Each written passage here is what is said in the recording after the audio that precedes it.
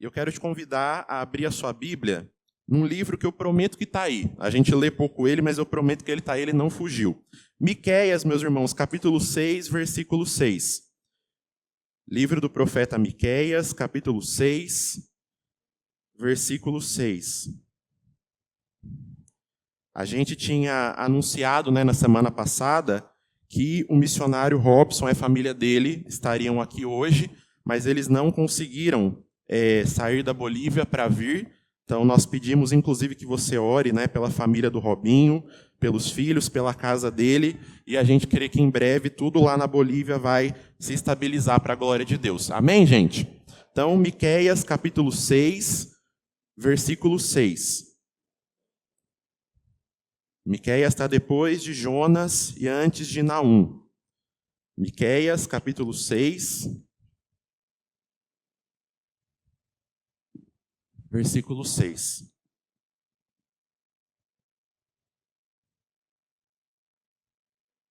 Vocês encontraram? Amém? A palavra de Deus diz o seguinte, meus irmãos: com que me apresentarei ao Senhor e me inclinarei diante do Deus excelso? Virei diante dele com holocaustos ou com bezerros de um ano? Será que o Senhor se agrada com milhares de carneiros, com 10.000 ribeiros de azeite? Darei o meu primogênito pela minha transgressão, o fruto do meu corpo pelo pecado da minha alma. E o versículo 8 diz: ele já mostrou a você o que é bom. E o que o Senhor pede de você? Que pratique a justiça, ame a misericórdia e ande humildemente com o seu Deus. Até aqui por enquanto, mas pode deixar a sua Bíblia aberta, mas eu queria fazer mais uma oração com você, se você puder fechar os seus olhos aí no seu lugar, por gentileza. Jesus, nós queremos nessa noite reconhecer quanto nós precisamos da ação do seu Espírito nos nossos corações a partir de agora, para que nós possamos compreender a palavra de Deus. Senhor, nessa noite nós queremos dobrar o nosso coração diante daquilo que a sua palavra está dizendo. Nós queremos render a nossa vontade, os nossos desejos, as nossas opiniões diante da palavra do Senhor, na esperança de que a sua palavra pode continuar nos transformando e tornando o nosso coração semelhante ao coração do nosso Mestre. Nós pedimos para que os nossos olhos e ouvidos estejam agora fixados na pessoa de Jesus, para que nós possamos receber a mensagem do Evangelho nessa noite, em nome de Jesus. Amém, meus irmãos? Estão felizes ainda? Meus irmãos, hoje é dia 8 de setembro, o que significa que faltam exatos 114 dias para o ano terminar. Pastor, só isso. Daqui 114 dias o ano vai terminar. Meus irmãos, conforme o final do ano vai chegando, vai se aproximando da gente também uma dinâmica que é muito própria desse período do final do ano, que são as brincadeiras de amigo secreto. E aí eu estou vendo já algumas pessoas com frio na espinha daqui de cima, pensando, mas já chegou de novo, está chegando de novo amigo secreto, vai se preparando. E, meus irmãos, num amigo secreto, existem duas situações muito desafiadoras. A primeira é você presentear alguém que na sua cabeça tem muito dinheiro. Sim ou não, gente? Porque na nossa cabeça, a pessoa que tem muito dinheiro, ela já tem tudo, ou então quase tudo, que o dinheiro pode comprar.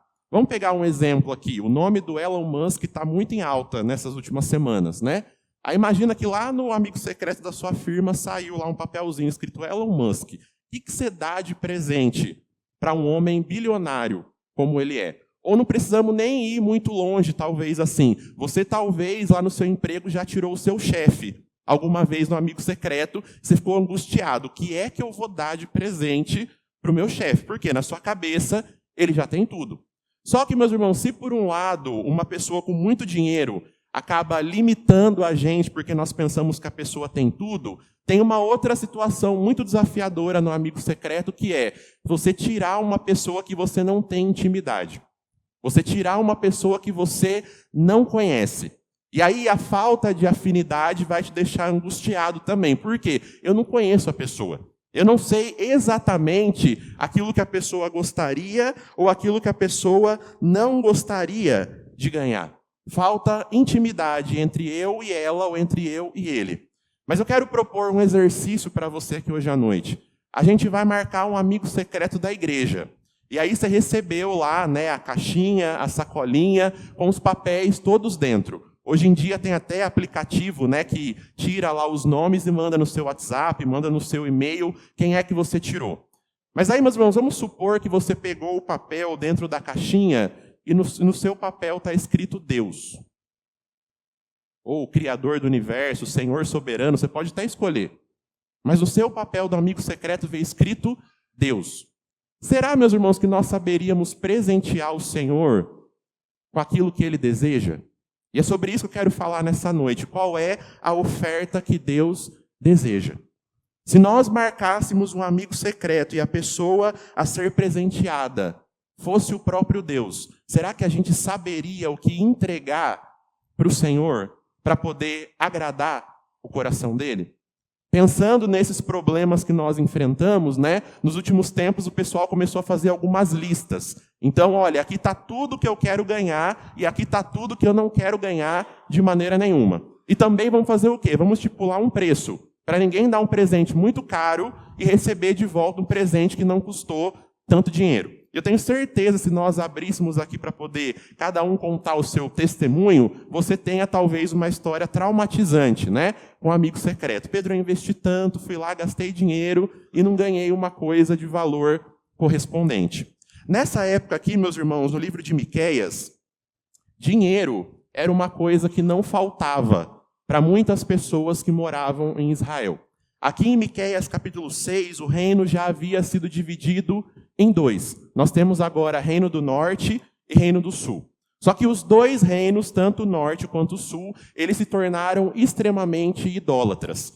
E Deus agora está vindo com um aviso: se vocês não converterem o coração de vocês, vão vir dois povos estrangeiros e vão prevalecer sobre vocês. E essa vai ser a punição pelo quê? A punição pelo coração idólatra de vocês. Só que, meus irmãos, essa invasão que iria acontecer, tanto no Reino do Norte como no Reino do Sul, ela não aconteceu de uma hora para outra. Ela aconteceu em algumas etapas. E aí, enquanto um território não era conquistado por um povo inimigo, as pessoas continuavam prosperando. As pessoas continuavam ganhando dinheiro. E nessa época aqui, as pessoas que tinham mais dinheiro começaram a oprimir aqueles que eram mais pobres. As pessoas que eram mais ricas começavam agora a comprar as terras das pessoas que não tinham tanto dinheiro assim. Só que isso, meus irmãos, era uma violação muito grave da lei de Deus. Porque, gente, quando Deus fez a promessa para Abraão, lá em Gênesis 12, uma das promessas de Deus para Abraão é que o povo dele teria uma terra. Sim ou não, gente? Então, meus irmãos, a terra, o lugar onde Israel morava, pertencia ao Senhor, pertence ao Senhor. E Deus havia, digamos, arrendado, né, emprestado aquela terra para o povo de Israel viver. Eles não poderiam vender e nem comprar as terras da maneira como eles quisessem. Só que, meus irmãos, ainda assim, com toda essa confusão acontecendo, o culto no templo continuava acontecendo normalmente. As pessoas iam para o templo, entregavam os seus sacrifícios, levavam as suas ofertas, só que fora dali estava vivendo cada um por si. Fora dali era um irmão, era uma pessoa, era um crente explorando o outro crente. E agora, meus irmãos, Deus está chamando o povo de Israel para uma conversa. Agora, por meio da boca do profeta Miqueias, Deus está chamando Israel e dizendo no começo do capítulo 6, né? Eu estou chamando vocês para um juízo. E a gente vai ter que conversar a respeito daquilo que está acontecendo. Porque da maneira que vocês têm vivido até aqui, não dá mais para vocês continuarem vivendo da mesma forma. E aí, meus irmãos, nós chegamos, né, no versículo 6, que diz assim: com que me apresentarei ao Senhor e me inclinarei diante do Deus excelso. Deus, então, por meio do profeta, vem com uma mensagem de juízo, e agora um dos reis de Israel, para poder escapar desse juízo que estava vindo, ele começa a fazer algumas perguntas para o profeta. E a primeira pergunta é: como é que eu vou me apresentar diante desse Deus soberano? O que é que eu posso oferecer para esse Deus que é tão grande, que é tão magnífico, que é tão majestoso? E, meus irmãos, essa pergunta que o rei está fazendo aqui, no versículo 6, é a pergunta que a humanidade tem feito desde que a gente foi expulso lá do Éden. Com que eu me apresentarei diante do Senhor? Como é que eu vou me colocar diante de Deus, tendo paz com Ele novamente? Talvez você conheça alguma pessoa que é assim, ou você tenha sido assim antes de conhecer a Jesus Cristo. Alguém te chamava para vir na igreja. Fulano, vamos comigo na igreja? Não, eu já conheço a Deus. Talvez você tenha algum amigo que é assim. Porque, meus irmãos, hoje em dia, em tese, todo mundo conhece a Deus. Sim ou não? E aí você convida. Fulano, vamos comigo então na igreja. Ah, não, sabe como é, né? Eu tenho algumas coisas para poder acertar ainda. Minha vida não está 100%. Deixa eu dar uma geral na casa primeiro. E aí depois eu vou com você para a igreja. Porque, meus irmãos, qual é a pergunta que está na nossa cabeça e na mente das pessoas? Como é que eu vou me apresentar diante do Senhor? E como é que eu vou me inclinar diante do Deus excelso? Porque, meus irmãos, o ser humano, ele é religioso por natureza. A gente busca aquilo que é divino. A gente busca aquilo que é eterno. A gente tem um grito dentro da nossa alma, né, para satisfazer o propósito da nossa existência, que é conhecer ao Senhor. Só que, meus irmãos, sem Jesus Cristo, cada passo que a gente dá em direção a Deus, a nossa consciência e o diabo nos acusam dizendo: você não é digno. Tem pecado no seu coração. Tem pecado na sua vida e você não pode se aproximar desse Deus que é santo e você não pode se aproximar desse Deus que é excelso. Adão, meus irmãos, quando Deus volta para o jardim, depois que ele e Eva haviam pecado, o que Adão fez? Ele tentou cobrir a sua própria nudez e a sua própria vergonha com uma roupa que ele mesmo tinha feito. Agora que o pecado entrou no mundo, Adão e Eva estão conscientes, né, da sua própria condição. E eles fazem lá uma roupa com folhas de figueira na esperança que Deus não perceba aquilo que eles fizeram. Só que quando Deus desce, meus irmãos, a primeira coisa que Deus, uma das primeiras coisas, né, que Deus percebe é que eles tentaram esconder a própria nudez. E, meus irmãos, quantas vezes nós, ainda hoje, talvez, nós tentamos esconder a nossa própria nudez? Talvez, tantas vezes, sem Cristo, a gente tenta encobrir os nossos próprios pecados. A gente tenta, pelos nossos próprios esforços, né, acalmar a nossa consciência. A gente tenta, pela nossa performance, por aquilo que a gente faz na casa de Deus, cobrir os nossos pecados. E aí, da mesma maneira que aquele rei está fazendo aqui em Miqueias capítulo 6, nós começamos a oferecer coisas para o Senhor. Ao invés de nos oferecer para Deus, nós começamos a oferecer coisas para Deus. E aí, meus irmãos, no versículo, ainda no restante do versículo 6, a primeira coisa que esse rei vai oferecer para Deus são sacrifícios religiosos. E ele pergunta: olha, eu virei diante de Deus com holocaustos, ou então com bezerros de um ano? É dessa forma que eu vou conseguir o favor e a graça de Deus? É dessa forma que eu vou conseguir afastar o juízo de Deus que está vindo sobre o meu reino? É oferecendo para Deus holocaustos, é oferecendo para Deus bezerros de um ano? Meus irmãos, foi o próprio Deus que deixou estabelecido, né, na sua palavra que o homem não deveria se colocar diante dele sem trazer um sacrifício. Sim ou não, gente? E aqui ele está falando que ele vai levar diante de Deus um bezerro de um ano. E, meus irmãos, o bezerro de um ano falava sobre o melhor tipo de oferta que existia para ser oferecido diante de Deus nessa época aqui. Só que, meus irmãos, sacrifícios de animais não acalmam a nossa consciência. Meus irmãos, sacrifícios de animais não apagam o nosso pecado. Porque no Velho Testamento, o que o povo de Israel experimentava não era um apagamento dos pecados, mas Deus, ele cobria, ele afastava os pecados até o próximo dia da expiação, até o próximo dia da redenção. Só que mais uma vez esse rei está tentando se achegar perto de Deus com os seus sacrifícios. Só que, meus irmãos, não são simplesmente as nossas ofertas ou os nossos sacrifícios religiosos que agradam a Deus. E essa é a questão fundamental aqui, meus irmãos. O culto continuava acontecendo. O culto continuava acontecendo. Só que aquele que era o mais interessado no culto não estava se agradando do culto que as pessoas estavam oferecendo a Ele. Meus irmãos, a pessoa mais interessada no nosso meio a respeito desse culto é o próprio Deus. Nós estamos todos aqui e não existe no nosso meio hoje alguém que veio ser um espectador desse culto. Não, só existe uma pessoa aqui hoje assistindo esse culto e é o próprio Deus. Nós estamos aqui cultuando ao Senhor e Ele está nos assistindo, Ele está recebendo o culto. E nós estamos então prestando culto nessa noite a Ele. Amém, gente? Estão comigo ainda? Então, meus irmãos, não são os nossos sacrifícios religiosos simplesmente que vão agradar ao Senhor ou que vão então acalmar a nossa consciência, perdão. Não é a nossa performance, não é talvez o nosso ministério, mas esse rei ele continua tentando fazer uma barganha, uma troca com Deus. E agora ele vai dobrar a aposta no versículo 7, que diz o seguinte: será que o Senhor se agrada com milhares de carneiros, ou então com 10.000 ribeiros de azeite?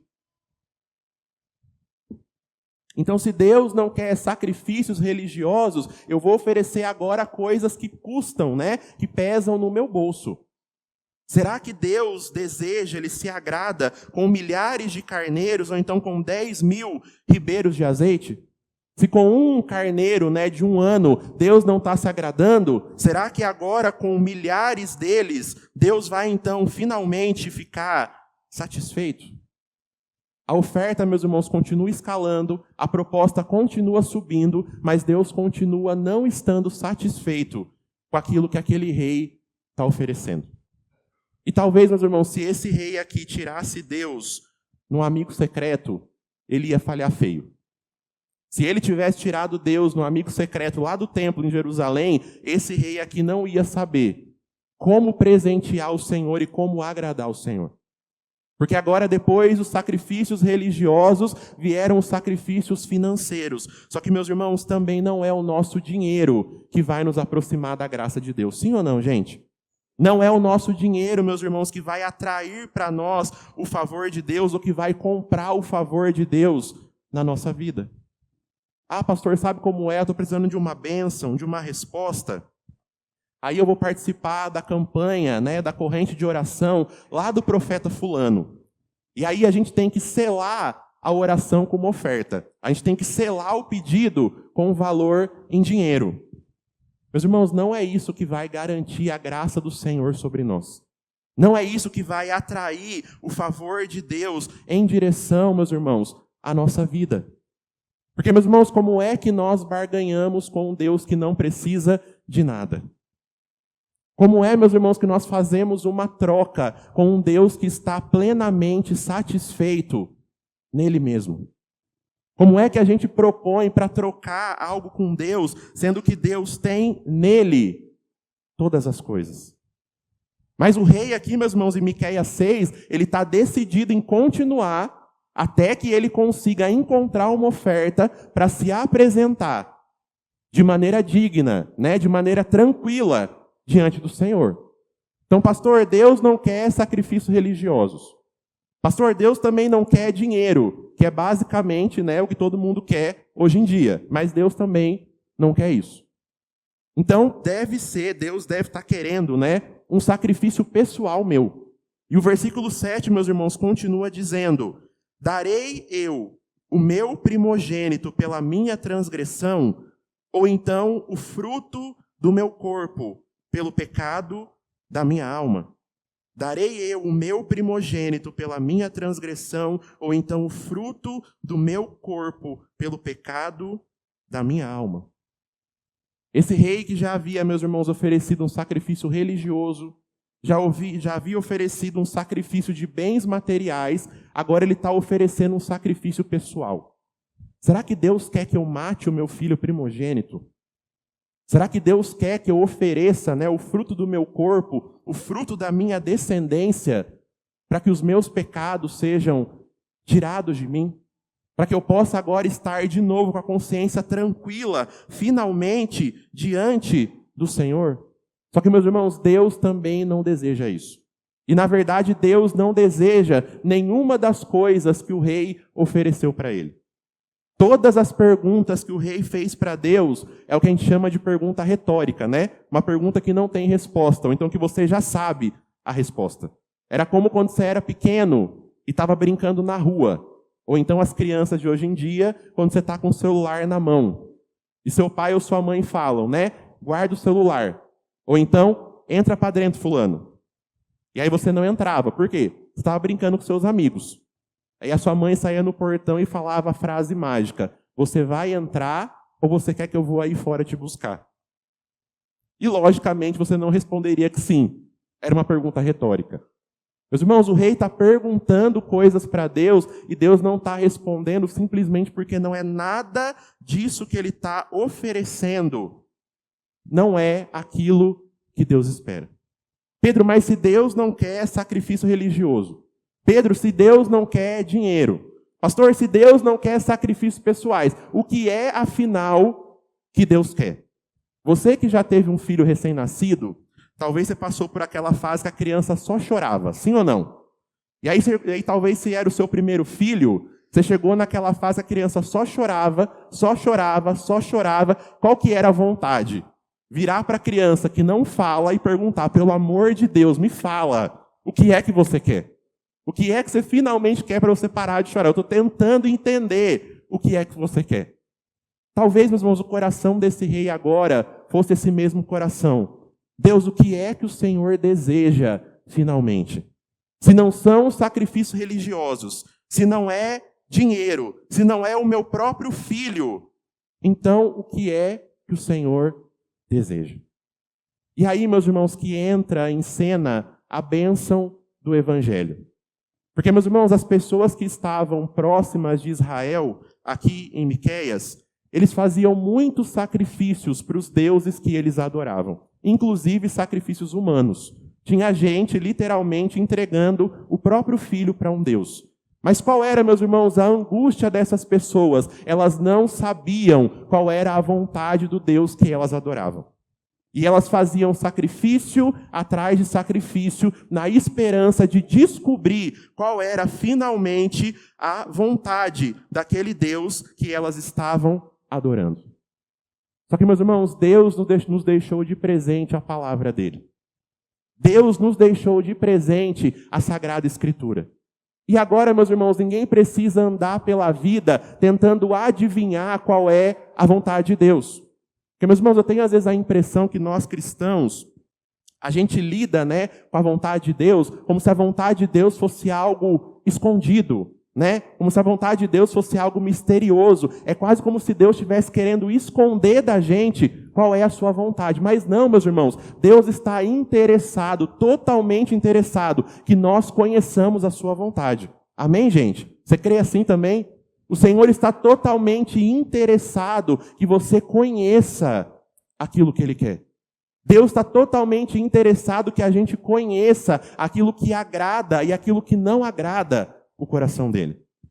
E Ele está tão interessado que Ele escreve um livro onde nós podemos conhecer fielmente qual é a sua vontade. Para que nós não precisemos mais, meus irmãos, caminhar no escuro durante a nossa vida a respeito daquilo que Deus quer. Você que está aqui, que é casado, você é esposo, imagina comigo. Chegou aquela época do ano de presentear a sua esposa.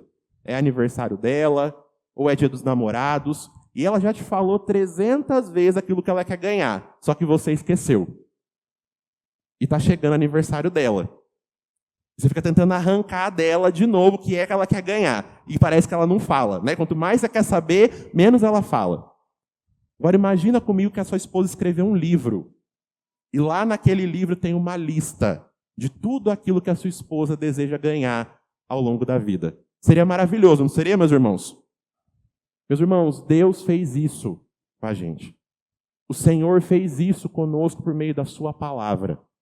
Nós não precisamos mais ficar tentando adivinhar, chutando por aí qual é a vontade de Deus. Meus irmãos, Deus já nos revelou qual é a sua perfeita, qual é a sua soberana vontade. O que é que Deus está dizendo aqui para o povo de Israel? Ele está dizendo que todos esses rituais vazios que eles estavam fazendo, Toda essa religião sem amor que eles estavam vivendo todos os dias, sem fidelidade, sem inteireza de coração, todas essas coisas não eram capazes de livrar Israel daquilo que estava por vir. E todas essas coisas também não eram capazes de fortalecer a relação de Israel com Deus. Mas, pastor, como então, se Deus não quer nenhuma das 3 primeiras coisas que você citou, como é então que nós descobrimos aquilo que Deus quer? Como é que a gente não entra no mesmo erro que Israel cometeu de viver uma coisa dentro da igreja e outra coisa fora da igreja? Porque, meus irmãos, era exatamente isso que eles estavam vivendo. Quem olhava de fora achava que tudo estava a 1000 maravilhas. Por quê? Tem culto, tem sacrifício, tem sacerdote. Só que, de novo, meus irmãos, a pessoa mais interessada no culto deles não estava se agradando com o culto. Mas então, como é agora então que nós não caímos no mesmo erro? Qual é a vontade de Deus para nós, agora que nós conhecemos quem Ele é? Qual é a vontade de Deus para nós, agora que nós vimos Deus, percebemos Deus? Pedro, o que é que Deus espera de mim? Como é que eu posso me apresentar diante do Senhor? Versículo 8, meus irmãos, diz o seguinte: Ele já mostrou a você o que é bom. E o que o Senhor pede de você? Que você pratique a justiça, ame a misericórdia e ande humildemente com o seu Deus. O que é que o Senhor pede de você? Que você pratique a justiça, ame a misericórdia e ande humildemente com o seu Deus. Meus irmãos, Deus estava deixando às claras, exposto para aquelas pessoas o que é que Ele esperava de cada uma delas. De novo, Deus não está fazendo segredo a respeito da sua vontade. E nessa noite, o convite de Deus para nós é que nós possamos também corresponder à vontade dEle, da mesma maneira que Ele continua esperando que as pessoas façam. Pratiquem a justiça, amem a misericórdia e andem humildemente com o seu Deus. Mas primeiro ponto, meus irmãos, pratiquem a justiça. O que é que Deus espera de vocês? Deus espera que vocês pratiquem a justiça. Nós, meus irmãos, o ser humano, nós temos uma necessidade dentro da gente que é nos sentirmos dignos de alguma coisa. Poucas coisas na vida são tão boas, talvez, do que você olhar para trás, para algo que você comprou, para algo que você tem hoje, para algo que você conquistou, e você poder bater no peito e dizer: fui eu que conquistei, fui eu que batalhei, eu mereci tal coisa, eu trabalhei por tal coisa. Só que, meus irmãos, qual é o convite do Evangelho para nós? É a gente abrir mão da nossa justiça para que nós possamos, primeiro, confiar na justiça de Deus. É abrir mão do nosso mérito, é abrir mão do nosso esforço e colocarmos a nossa confiança naquilo que Jesus Cristo fez por nós na cruz do Calvário. E isso, meus irmãos, é fé. É confiar que Jesus Cristo fez tudo aquilo que era necessário para que eu pudesse agora estar diante de Deus novamente. É confiar que por meio do seu corpo, por meio do seu sacrifício, Jesus providenciou tudo aquilo que eu preciso para poder estar numa relação tranquila, em paz com Deus novamente. E saber, meus irmãos, que essa relação não depende de mim, mas depende do sacrifício de Jesus, meus irmãos, isso me dá confiança. Isso me dá um lugar firme para que eu possa o quê? Edificar a minha fé. Isso me dá um lugar firme para que eu possa construir a minha vida cristã. Porque, meus irmãos, Deus permanece o mesmo para sempre.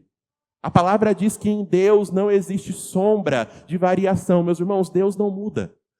E se a nossa fé está alicerçada, fundamentada em quem o Senhor é, então eu posso finalmente confiar que eu fui aproximado de Deus.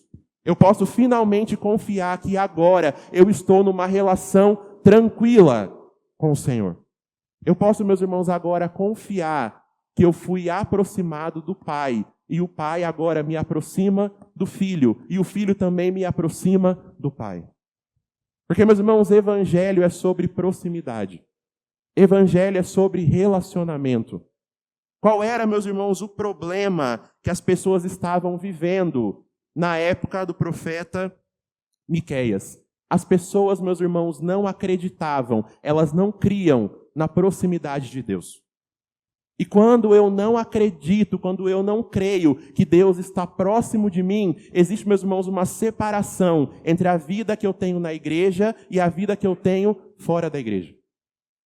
Aí eu quero separar a minha vida em dois, é a vida religiosa e a minha vida comum. Só que, meus irmãos, todo mundo que está aqui tem só uma vida, sim ou não, gente?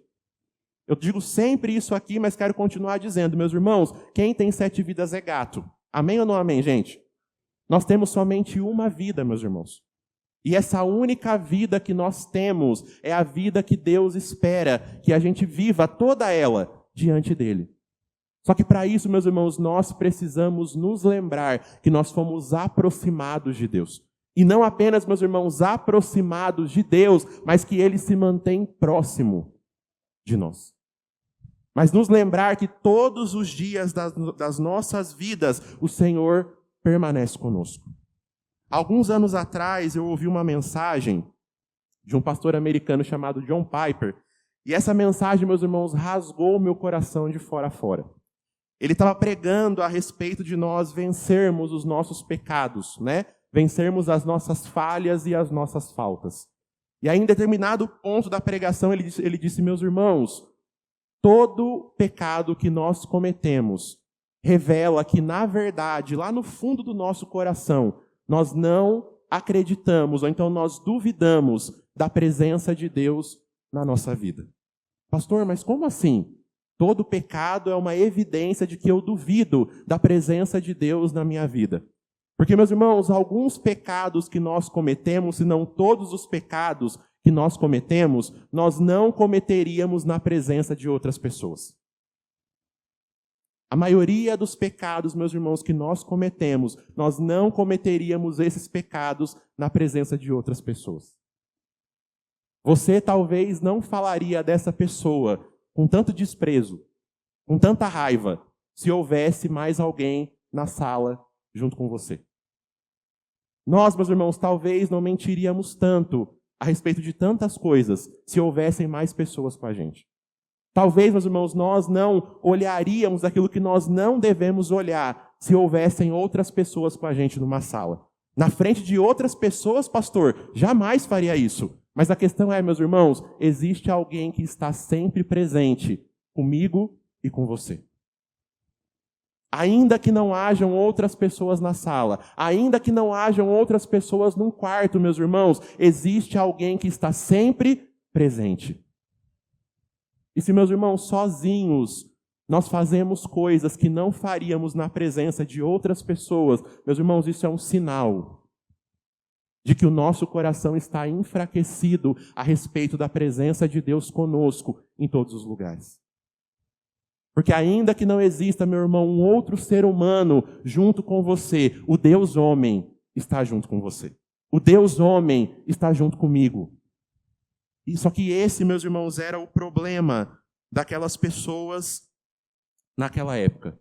Elas estavam negligenciando a presença de Deus. E por isso não havia justiça no meio das pessoas. Era tudo muito bonito quando eles iam para o templo oferecer o sacrifício. Porque qual era o pensamento? Aqui no templo Deus está, mas lá fora Deus não está.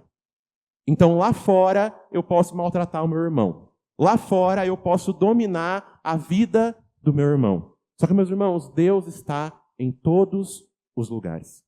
E agora, a partir dessa consciência, Deus está chamando então aquelas pessoas e dizendo, olha, a minha vontade para vocês, povo de Deus, a minha vontade para vocês, Assembleia de Deus, Novo Tempo, em Santa Gertrudes, é que vocês pratiquem a justiça. Só que, meus irmãos, para que a gente consiga praticar a justiça, a gente precisa primeiro abrir mão da nossa própria justiça. Para que nós possamos finalmente entender e receber a justiça de Deus sobre nós. Entendendo, meus irmãos, que aquilo que nós fazemos não compra o favor de Deus para a gente. mas revela para o mundo que um dia, de fato, Deus nos alcançou. Quando nós fazemos, meus irmãos, boas obras, a gente não está tentando convencer Deus de salvar a gente. Não, nós fomos salvos por Deus e por isso nós praticamos boas obras. Sim ou não, gente? E as boas obras que nós praticamos agora são uma evidência de que Deus, de fato, nos alcançou. Porque o Evangelho, meus irmãos, pede da gente uma resposta prática. Pratiquem a justiça. Não apenas venham no culto, mas pratiquem a justiça. E praticar a justiça, meus irmãos, não é somente a gente denunciar, talvez, a corrupção do nosso país, mas é nós denunciarmos a corrupção do nosso próprio coração. É nós trazermos, meus irmãos, justiça, não somente para a política brasileira, mas trazermos justiça, meus irmãos, para a nossa relação com os nossos outros irmãos. Nós lidarmos com as pessoas como sendo gente que foi alcançada por Deus. Nós lidarmos com o nosso próximo como sendo pessoas que foram presenteadas com a justiça, não que vem delas, mas com a justiça que vem de Deus. Meus irmãos, a missão do povo de Israel era representar Deus na terra. E meu pai acabou de falar aqui, meus irmãos, Deus é justo, sim ou não? Então, meus irmãos, era totalmente incoerente que Deus, sendo justo, fosse representado por um povo injusto. E a primeira coisa que Deus espera do seu povo é que nós pratiquemos a justiça.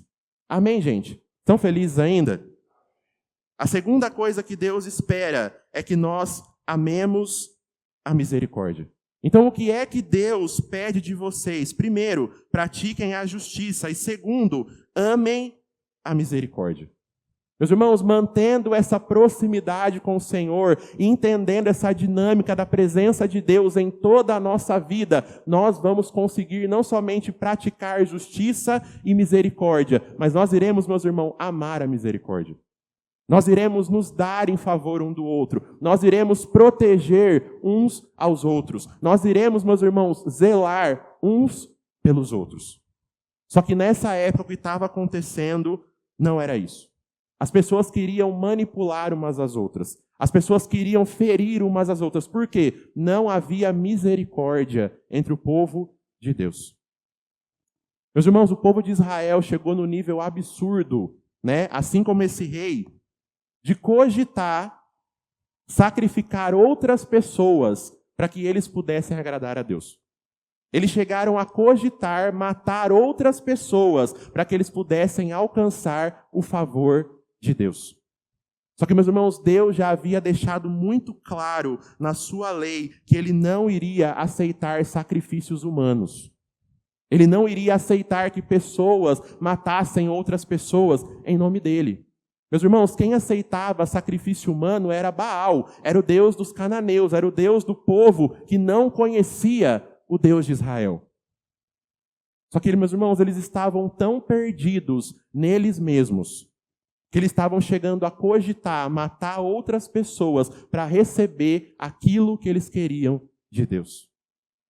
E, meus irmãos, esse é o ponto mais alto do egoísmo.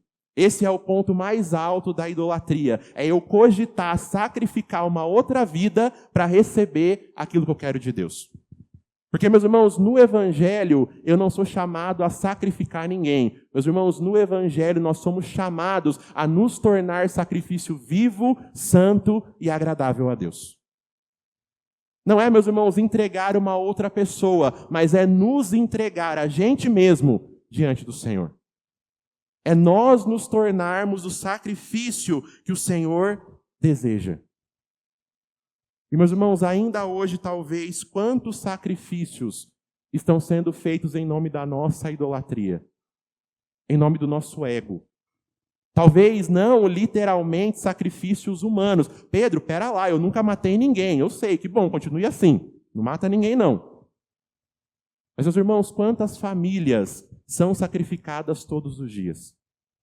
Meus irmãos, quantos casamentos são sacrificados todos os dias? Quantas relações de pais e filhos, meus irmãos, morrem todos os dias em nome do egoísmo e da idolatria, das pessoas. Pedro, como é que eu sei se o meu coração é idólatra ou não é idólatra? Meu irmão, você não mede esforços para poder agradar um ídolo. As pessoas dessa época adoravam outros deuses e elas não mediam esforços para receber desses deuses aquilo que elas queriam. E elas chegavam ao ponto de sacrificar a própria família. Meus irmãos, será que aquilo que nós queremos receber de Deus, será, meus irmãos, que aquilo que Deus pode nos dar é tão maior assim do que aquilo que Ele já nos deu? Talvez sirva para alguém aqui que está aqui nessa noite ou que vai ouvir a mensagem depois. Será que aquilo que você tanto quer de Deus vale mesmo o sacrifício do seu casamento? Será que aquilo que você quer tanto dentro do seu coração vale a morte da sua casa? Vale a morte das relações que Deus colocou na sua vida? Meus irmãos, quando nós cogitamos sacrificar outras vidas, nós nos esquecemos que, quando a gente merecia ser sacrificado, nós recebemos misericórdia. Quando nós, meus irmãos, quando eu merecia ser sacrificado, quando eu merecia a cruz, meu irmão, eu recebi misericórdia. E agora, gente, que direito eu tenho de negar misericórdia para outra pessoa, sendo que eu mesmo, na minha própria vida, fui alcançado por Deus com misericórdia? Então Deus espera que vocês pratiquem a justiça, amem a misericórdia e, por último, que vocês andem humildemente com o Deus de vocês. Pratiquem a justiça, amem a misericórdia e andem humildemente com o Deus de vocês. Ninguém, meus irmãos, vai conseguir fazer as duas coisas do texto, que é praticar a justiça e amar a misericórdia, a não ser que esteja caminhando em humildade com Deus. Se você olhar para as palavras-chave aqui dos versículos, né? Misericórdia, justiça e humildade. Meus irmãos, tudo isso faz parte do caráter de Deus. O que Deus estava convidando Israel para fazer é para que eles fossem um espelho de Deus para as outras pessoas. Porque justiça, misericórdia e humildade são coisas que Deus tem no seu caráter. Justiça, misericórdia e humildade faz parte de tudo aquilo que Deus é. E, meus irmãos, quanto mais eu conheço ao Senhor, quanto mais eu caminho em humildade com Deus, mais eu entendo, gente, o quanto Deus é diferente de mim. Esse Deus que me chama de filho, esse Deus que me ama, esse Deus que entregou o seu próprio filho por amor a mim, ainda assim, meus irmãos, ele é totalmente diferente de mim. E aqueles, meus irmãos, que andam humildemente com o Senhor, eles não vão tentar manipular o outro. Eles não vão tentar ferir o outro, porque eu entendo, eu não sou Deus. Eu não tenho controle sobre a vida das outras pessoas. Eu não tenho controle sobre as circunstâncias da vida das outras pessoas. Eu não sou maior do que as outras pessoas. Só que essa consciência, meus irmãos, só nos atinge quando nós estamos andando de maneira humilde com o Senhor. Eu quero chamar a banda de volta aqui, os diáconos também podem se preparar, por favor. Meus irmãos, o povo de Deus deveria ser o povo mais humilde da face da terra. O povo de Deus, meus irmãos, nós, os cristãos, nós que nos chamamos pelo nome do Senhor, nós deveríamos, meus irmãos, ser o povo mais humilde da terra. Por quê, pastor? Porque nós estamos experimentando o benefício de algo que nós não fizemos. Nós estamos, meus irmãos, até hoje, colhendo os frutos de um sacrifício que nós não fizemos. De uma morte que a gente não sofreu. De uma cruz que a gente não carregou. Outra pessoa carregou a cruz no nosso lugar. E não deveria, meus irmãos, haver no nosso meio espaço para arrogância. Não deveria, meus irmãos, haver no nosso meio espaço para altivez, espaço para orgulho, porque eu estou desfrutando de algo que eu não fiz. mas eu estou desfrutando de algo que uma outra pessoa fez no meu lugar.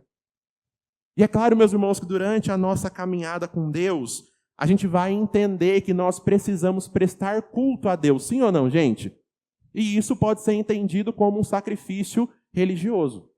Nós vamos entender também, meus irmãos, caminhando com Deus, que nós já estamos sendo abençoados. E qual é a nossa resposta de gratidão ao Senhor? Honrá-lo com os nossos dízimos e as nossas ofertas. Sim ou não, gente? E isso também é um sacrifício, é uma entrega dos nossos bens materiais. Meus irmãos, na nossa caminhada com Deus, muitas e muitas vezes, nós vamos ter que renunciar à nossa vontade. Sim ou não, gente? E isso é um sacrifício pessoal. Então, meus irmãos, ainda que Deus não tenha respondido ao rei para esses 3 sacrifícios no texto, não quer dizer, meus irmãos, que essas coisas não fazem parte da nossa história com Jesus. Mas o que Deus estava dizendo para aquelas pessoas é que todas essas coisas, todos esses sacrifícios, meus irmãos, sem sinceridade de coração, não atraem o favor de Deus. Somente, meus irmãos, a gente sair da nossa casa e vir para esse lugar, sem de fato buscar um relacionamento de verdade com o Senhor, meus irmãos, não vai atrair a graça de Deus sobre nós. Porque, meus irmãos, Deus não deseja apenas que a gente venha para o templo. Deus não deseja, meus irmãos, apenas que a gente venha para a igreja. Mas o desejo de Deus, meus irmãos, é que a sua vida se torne um culto a Ele. Deus não deseja somente que você venha para o templo. Deus deseja que a sua vida se torne um culto. Em tudo aquilo que você faz. Em tudo aquilo que você é. E essa é a principal questão de Deus com o povo de Israel. Gente, parem de oferecer coisas e comecem a se oferecer. Eu não estou buscando as ofertas de vocês. Eu não estou buscando os holocaustos de vocês. Eu estou buscando vocês. Eu não estou buscando aquilo que as mãos de vocês podem produzir. Eu estou buscando o coração dos seres humanos que eu mesmo produzi. Os seres humanos que eu mesmo trouxe à vida. É isso que o Deus de Israel estava buscando, meus irmãos, e continua buscando até hoje. Ele já revelou a você o que é bom. E o que é que Deus pede de você? Deus continua, meus irmãos, pedindo tudo aquilo que nós somos. Certa vez uma mulher disse, olha, se eu tivesse sido salva pelo meu próprio mérito, se eu tivesse sido salva pelo meu próprio esforço, se eu tivesse dado, uma ajudinha para Deus, para que Ele pudesse me receber em Cristo Jesus, eu poderia negar algumas coisas para Deus. Deus poderia me pedir algumas coisas, eu poderia dizer, olha, Senhor, eu não vou entregar. A minha parte eu já fiz. A minha contribuição eu já dei. Mas ela termina esse pensamento dizendo, mas eu entendo que eu fui salva pela graça soberana de Deus. Eu entendo que Deus enviou o seu Filho para se sacrificar no meu lugar. E porque eu entendo que eu fui salva pela graça e somente pela graça, então não existe nada que Deus não possa me pedir. Não existe nada que Deus não possa exigir de mim. Porque eu não contribuí. Eu não dei uma forcinha. Eu não dei um empurrãozinho. Foi pela graça e somente pela graça. A mesa que está aqui, meus irmãos, hoje diante de nós, é a resposta para a pergunta do rei e a resposta para a pergunta da humanidade. Como é que eu vou me apresentar diante de Deus? Pastor, como é que eu acalmo essa minha consciência? Como é que eu cesso, que eu faço calar as acusações do diabo na minha mente, dizendo, você não é digno de estar diante de Deus? Meus irmãos, essa mesa responde essa pergunta.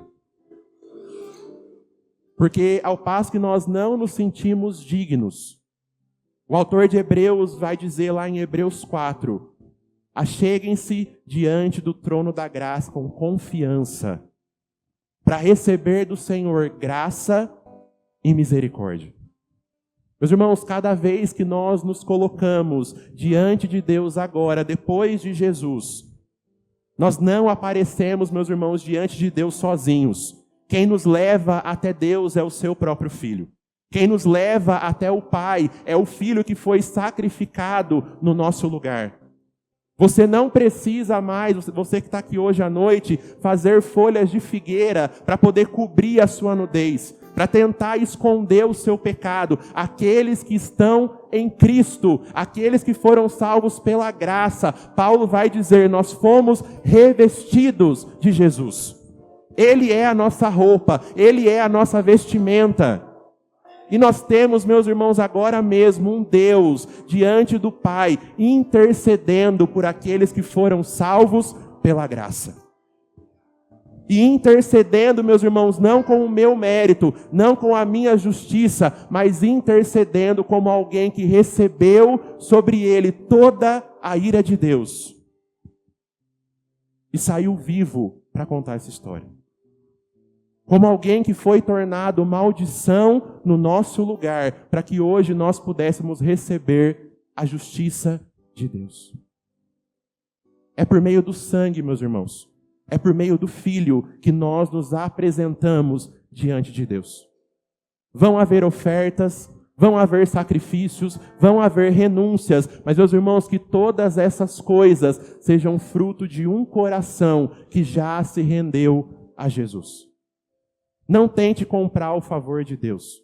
Não tente barganhar com Deus. Não tente sacrificar outras pessoas para que você possa receber aquilo que você quer de Deus. Ele espera que você se torne o sacrifício.